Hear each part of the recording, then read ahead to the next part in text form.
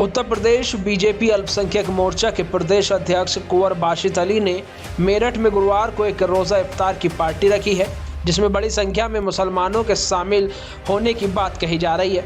UP में योगी आदित्यनाथ की अगुवाई में बीजेपी की सरकार बनने के बाद पहली बार रोज़ा इफ्तार की दावत रखी गई, लेकिन जिस तरीके से ये आयोजन लखनऊ के बजाय पश्चिमी उत्तर प्रदेश के मुस्लिम बाहुल मेरठ में रखा गया, उसके राजनीतिक मायने को समझा जा सकता है। 2027 के विधानसभा चुनाव की बिसात अभी से बिछाई जाने लगी है। सपा और कांग्रेस की नज़र बसपा की कोर वोट बैंक पर है, तो बीजेपी की नज़र सपा के सबसे मजबूत वोट बैंक माने जाने वाले सेंधमारी की है। इसी मद्देनज़र बीजेपी के अल्पसंख्यक मोर्चा ने मेरठ में रोज़ा इफ्तार की पार्टी रखी।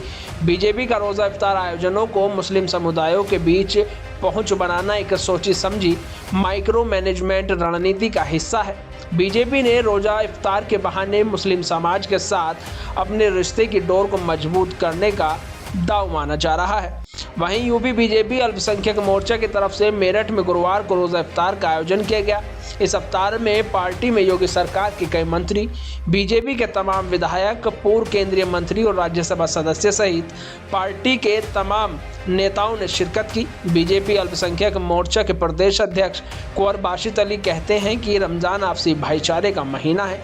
इस महीने में हम सब मिलकर देश के अमन, चैन और खुशहाली के लिए एकजुट हो रहे हैं। हम सब मिलकर विकसित उत्तर प्रदेश को बनाने का काम कर रहे हैं। वहीं बीजेपी अल्पसंख्यक मोर्चा के प्रदेश अध्यक्ष बाशित अली की तरफ से आयोजित रोज़ा इफ्तार पार्टी में बीजेपी के सांसद दुष्यंत गौतम, राज्यसभा सांसद गुलाम अली खटाना, पूर्व सांसद राजेंद्र अग्रवाल, पूर्व केंद्रीय मंत्री मुख्तार अब्बास नकवी समेत कई लोग मेरठ पहुंचे, तो योगी सरकार के मंत्री डॉक्टर सोमेन तोमर और अल्पसंख्यक मंत्री दानिश आज़ाद अंसारी ने भी शिरकत की।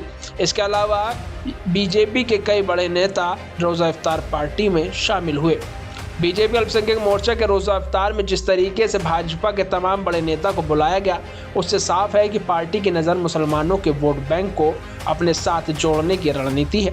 2024 के लोकसभा चुनाव में मुस्लिमों का बड़ा हिस्सा सपा के साथ गया था, जिसे बीजेपी अब अपने साथ जोड़ने की कवायद में है। इसलिए यूपी में बीजेपी पहली बार योगी सरकार के बनने के बाद रोज़ा इफ्तार पार्टी का आयोजन कर रही है। नरेंद्र मोदी की सरकार बनने के बाद से बीजेपी ने रोज़ा इफ्तार का आयोजन बंद कर दिया था, लेकिन 2025 में पार्टी के कुछ नेताओं ने ज़रूर आयोजन किया था।